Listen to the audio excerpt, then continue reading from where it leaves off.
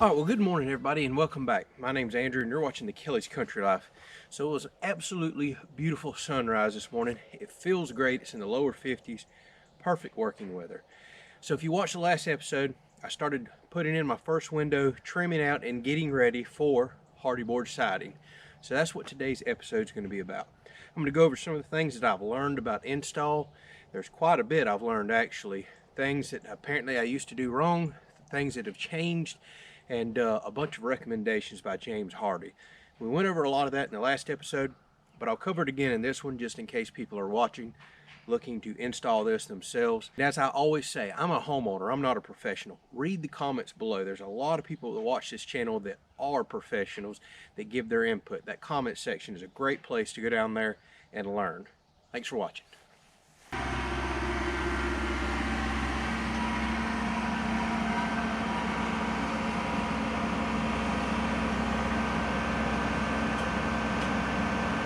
All right, so a quick recap of where we are at before we get started and some points that we want to highlight.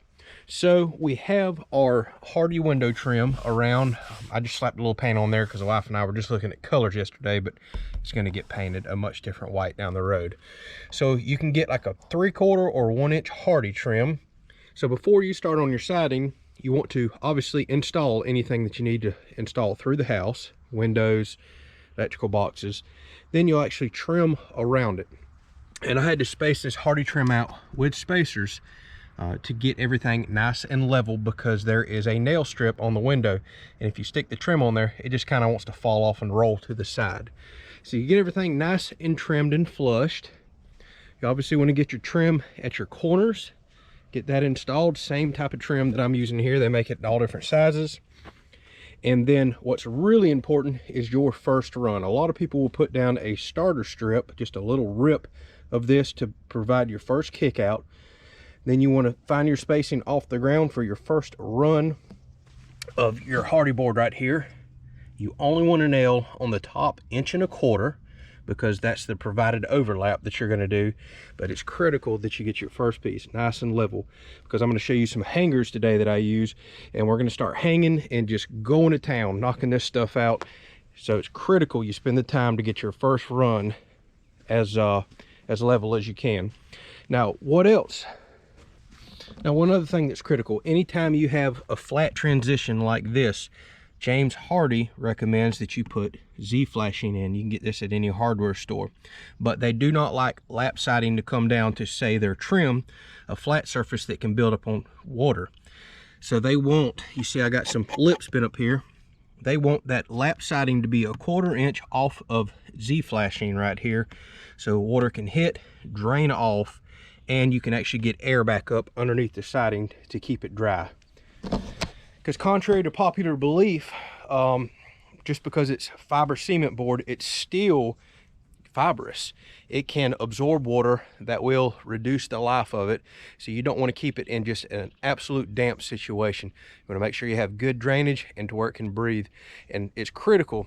The back side of that piece that you see down there, I also primed it. You can see it comes from the factory with the front side primed, but the back side is not. So the piece that's going to be close to the ground and potentially absorb some moisture, go ahead and get that priming sealed. One thing that James Hardie says is everywhere you make a cut, it either needs to be caulked or sealed in some, way, shape, fashion, paint, primer, whatever that is. So you don't want any exposed edges out to the elements. Now, as far as butting two pieces together, I'm going to show you today, I've got to use flashing cards. You no longer caulk joints like a lot of people are led to believe. James Hardie puts that information out everywhere. So you're going to see when I butt joints together today, we'll talk about that. Also, something else that I'm noticing that's critical that we knocked out in the last episode, I had to go through and mark every single stud behind the wall, because one thing that is critical about this stuff is you don't want it nailed just in your 1/2 inch siding or whatever thickness siding that you use. They recommend that 66% or 2/3 of all the nails that you pop into this stuff has to hit a stud. But they do give you freedom for 1/3 of the nails to go into your sheathing. So that does give you some leeway there, because you are going to miss studs. That's just going to happen. And they also recommend that every butt joint where two pieces meet together should meet on a stud. So you will have to do some minor trimming to make sure you hit that. Now the good news is if your studs are 16-inch on center, 12, 24, whatever that is, once you make your first cut and stop one on there, start another run on, because these are 12-foot length boards, it should stop on another stud. So you're not making as many cuts as it sounds like. All right, that's some of the basics right there. We'll go over a little more as I get started. Let's get set up, get all my tools out, and I'll show you a special set of gauges that helps put this stuff up that makes it possible for a one-man job. So now that I have my first run done, nice and level, I see where my first joint is. So you want to do what's called staggering seams. You don't want to just keep laying boards on the same stud with the same seam and same butt joints going all the way up to the roof. It just does not look good. It's not structurally sound. And again, it's not pleasing to the eye. So I like to go back every couple studs. I like to stagger a minimum of 3 runs. So I'll go back 2 studs, put a seam here, go back 2 more studs for the next run up, stagger a seam there, and then repeat the process. So you'll wind up making the same 3 cuts to start every time, assuming everything is nice, level, and plumb like it should be. Now when working by yourself, I highly recommend you get one of these. This is a Bosch laser tape measure basically. As you can see, it's got a laser that comes out right here. So for example, I know I've got this stud marked right here by a line that y'all probably can't see, and I'm running all the way down to the trim at the end of the building. So I'll shoot this down there, get my measurement, 9 feet 1 inches. Now here's the thing that James Hardie recommends. Anytime you meet a solid transition like a piece of trim, that's a joint that you want to caulk. Now you don't have a solid push together joint, or otherwise you can't force caulk in there. They recommend around 1/8 of an inch gap that you'll leave. So I'll take this measurement minus 1/8 of an inch. I won't butt all the way to the trim down there when I nail. I'll leave that 1/8 inch gap that I can come back later and caulk. We're good to go. Now as far as the 2 pieces that we're going to butt together once we continue to run down the house, you do not leave a gap in those. You can, and I do have some minor gaps, but they recommend you go ahead and butt 2 pieces together and flash it with metal flashing. I'll show you all that as we get started right there. But they claim this stuff does not expand and contract. There's no point in having 2 butt joints together with caulk forced in there, because as the temperature changes out here, the caulk will eventually shrink, expand, it'll crack, and you'll have water penetration through there. That's why that flashing is so critical. All right, so this says 9 feet 1 1/8 of an inch. So we'll just make this cut 9 feet 1 inches so we can take that 1/8 off for that caulk gap that we need. Now, as far as cutting this stuff goes, there's a couple different options out there. I happen to use the circular saw method here, and there is a specific blade that's designed just for fiber cement siding. Lots of different companies make them. I strongly suggest you get one. If you cut this with a regular wood cutting blade, it'll dull up quickly. Now this particular blade I've had for probably 12 years, and I have done thousands of square feet of Hardie siding with it. What I wish I had bought, but I didn't really remember seeing back in the day, was what they call shears. So it almost looks like a drill with scissors on the end. It's metal shears just for cutting this stuff. The reason I recommend that is there's no dust, no mess, it's relatively quiet, and it's just safer overall. It's hard for me to justify buying a set of shears, being that this may be one of the last Hardie board products that I do. This is our forever home, we certainly hope, but I won't say that a set of shears is not in my future. So in the meantime, I'll just cut it with a circular saw. You can even use a side grinder with a diamond cut-off disc, although that probably won't get you very clean, straight cuts, but that'll be good for odd situations. Now the dust that this creates is not good to breathe, so I do recommend that you use glasses and a respirator for cutting this stuff. Again, that's a beautiful thing about the shears, no dust, no mess.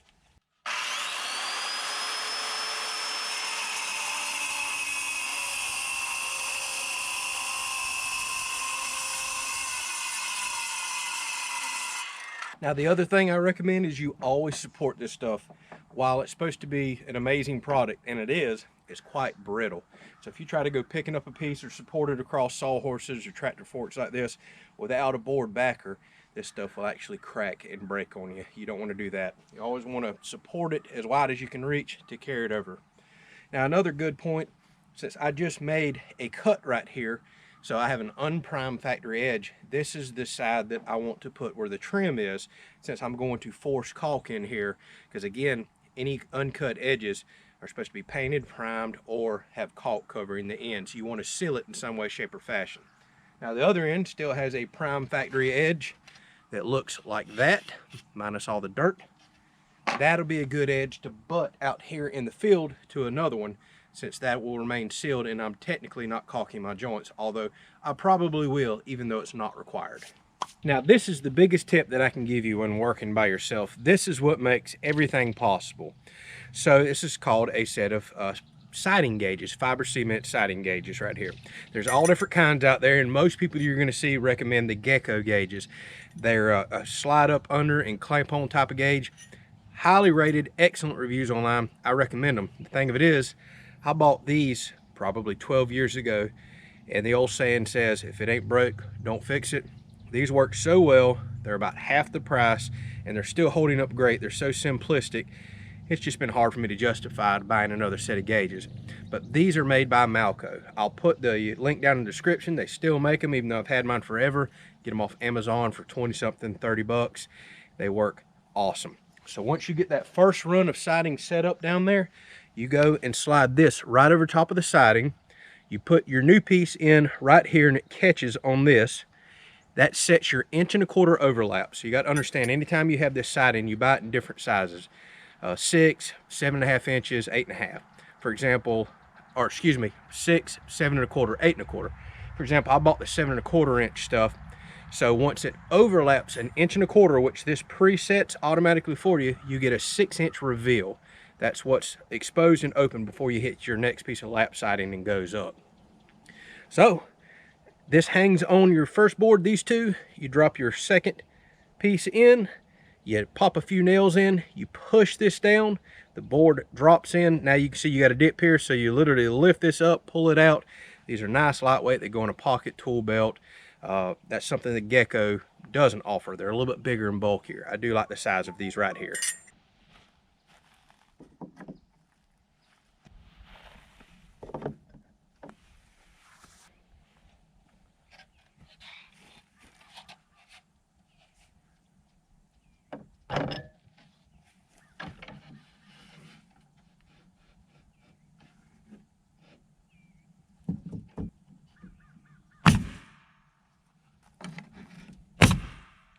All right, so all you do is pop those couple of nails in to keep everything nice and level. Push down. And you can release this right out. I'll show you on this one right here. So I've got me a nail popped in just about flush. So you just press this spring-loaded piece down. Your board drops back against the house. Now you can lift up, pull this out.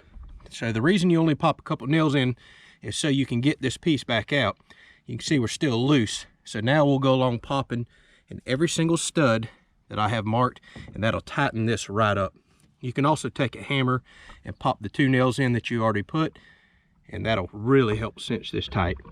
And as you can see, I have left me about 1/8 inch gap over here to fill with caulk anytime you meet trim.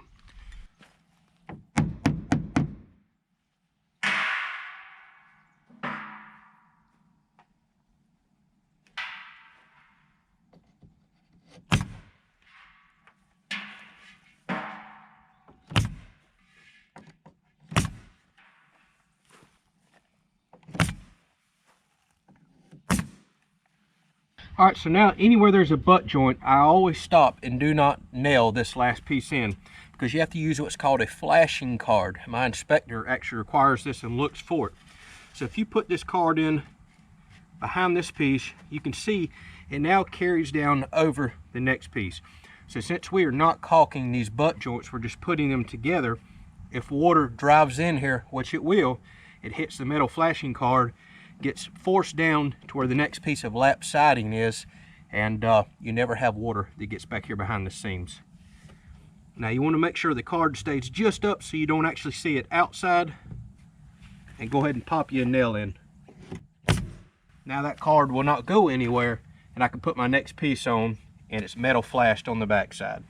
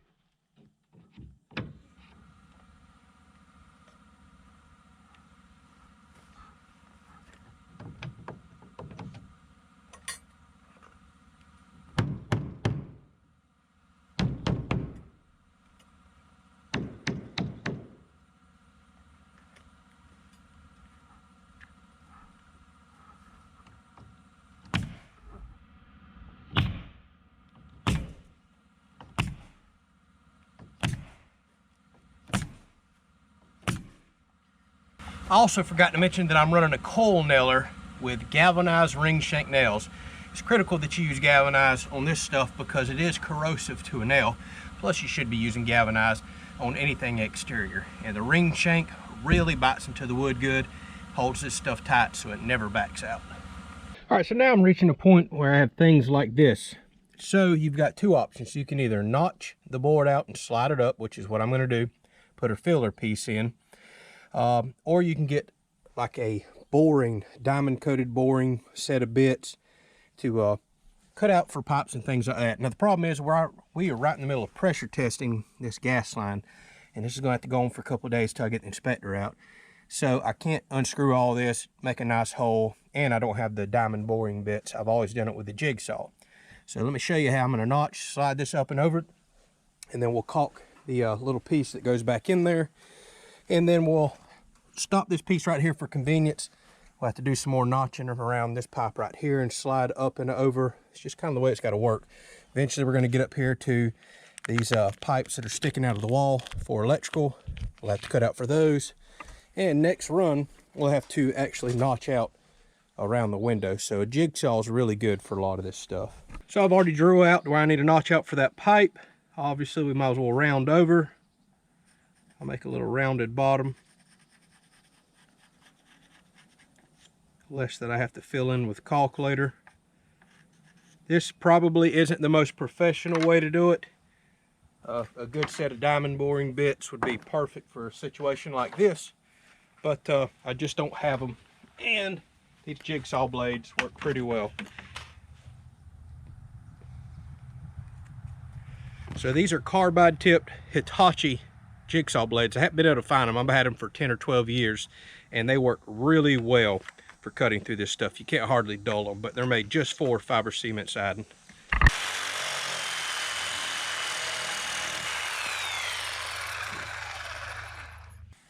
Now, a situation like this, being that I've got to slide up underneath, I can't really put one of my gauges right there, so I could put one on the other end. We'll slide and fit this up in there. It actually fits really good. We're nice and flush up top, but these two pieces together. I've already got a flashing card back there. I've already got zip tape flashing around my pipe, so if the water does drive in, we should be good to go.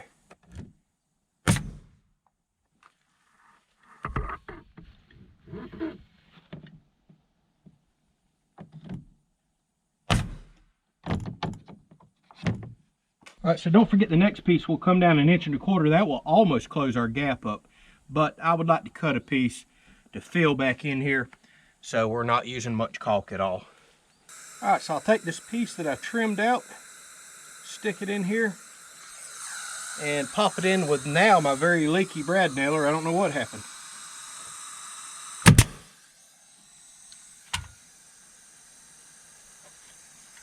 All right, so that's ready to go. Like I said, I know there's more professional ways to do it, but once I lay this next piece down to here, you won't even see the filler piece that I put in there.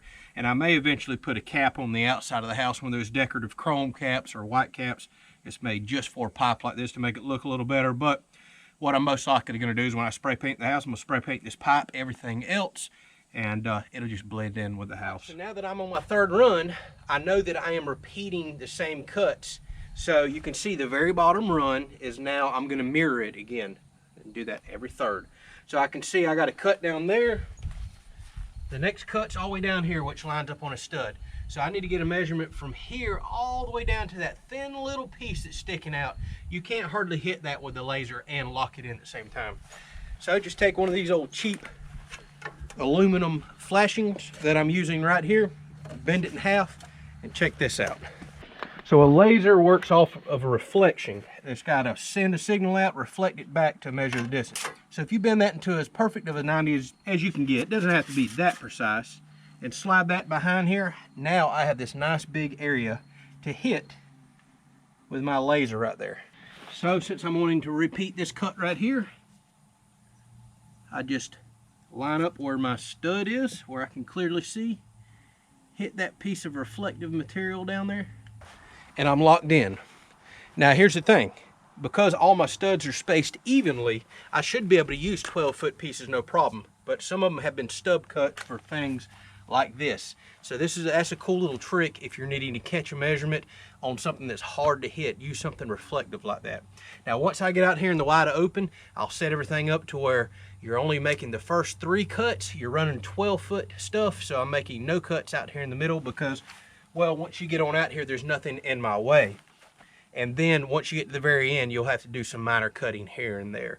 But the ultimate goal is no cuts in the middle. But windows, all kinds of stick outs, things like that are going to require constant cut and constant measuring. Now where that metal card is also helping me, now I have to trim out for a window. So I can just take this real quick, butt it to the edge of the window, hit that card, I got my first measurement.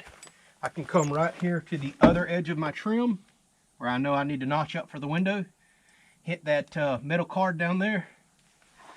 Now I'll have both of my measurements to transfer to the board to trim out for my window. So here's the other cool thing about these gauges, and something that you can't do with the gecko gauges. So I've just got my measurements on the outside of the window. Now I need to know exactly how much to take out, right? So just put one of these gauges. You know that right here where this sets is 1.25 inches. So you can actually use that to measure up.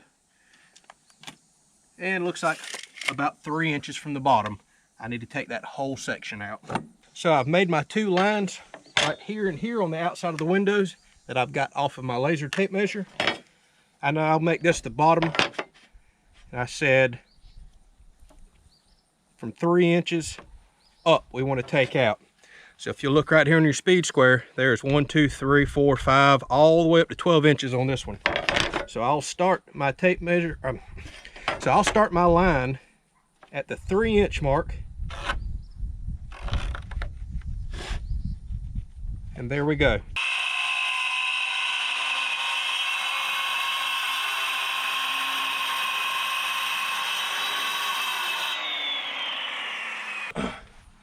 All right, so let's see how well that worked out. And keep in mind, when you have a large section cut out of a piece like this, you've got to be careful or it will break on you.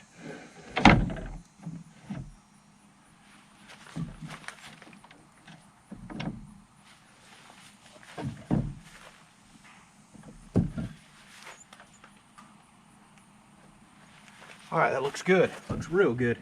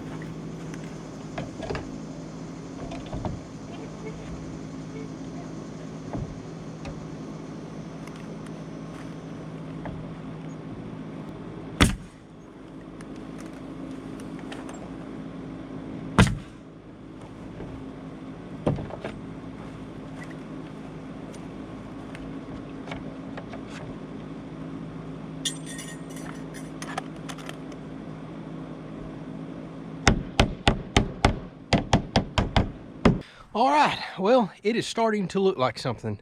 And I can tell you what, I am beat and I'm burnt. The sun got me today. So the aggravating part's over. I was hoping to make more progress than this today, but I tell you what, you just don't realize the time involved trimming around little things like that and all that stuff over there and that. It takes time to get all that lined up correctly. So now I'm on the easy stretch with one big problem. I can't really reach much higher than this. So while the runs are about to get nice and easy, now I have to do everything from ladders and that tractor basket and everything else, and that's going to slow it back down. So I think I'm gonna get out here tomorrow morning while it's cool, try to get a few more runs up and get under that overhang in case it rains. Then it's just getting on straight on the lap siding. But I did all this because I needed to get past those two inlets and outlets right there for the sub panel and meter box.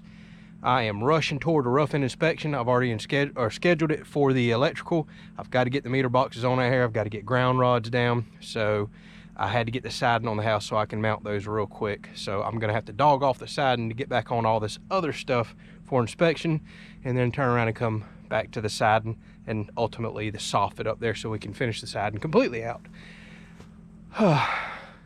It's a juggling act, but I signed up for this. Thank y'all so much for watching. Hopefully you enjoyed this. Hopefully you got some little tips and pointers from this stuff. I'm still learning myself, a lot from y'all, a lot from reading, and I'm sure I made some mistakes. I know y'all will call me out on it. Don't forget to read the comment section if you're really wanting to learn about this Hardie siding, because I guarantee there's going to be some good pointers down there. Thanks for watching.